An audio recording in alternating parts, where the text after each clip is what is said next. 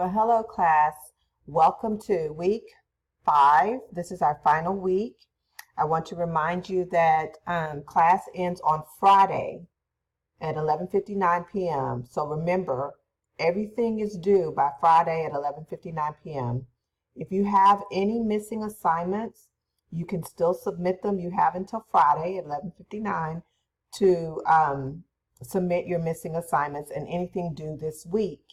You guys are doing a great job. We have some great grades going on. Last week, the discussion was the bomb.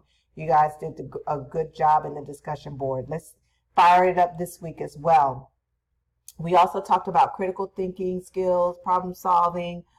You submitted an analysis of Aslan's problem. You guys did a great job analyzing his problem and giving suggestions and stating your position in the problem and what you would do.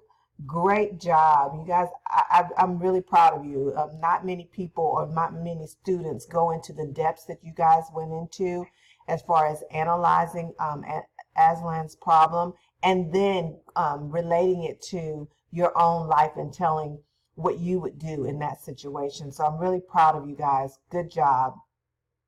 So moving into week 5, we're going to talk about having a growth mindset. This is to prep you for your next classes, to get you stirred up and get you to think about what it takes to be successful and what you'll need to do in Vista College to be successful. So you're going to learn what is a growth mindset.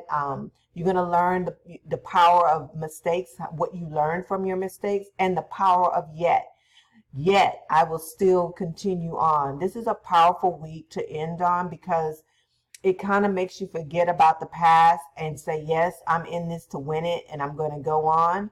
And so I'm looking forward to seeing what you guys have to say in the discussion and in your reflections for your assignments this week.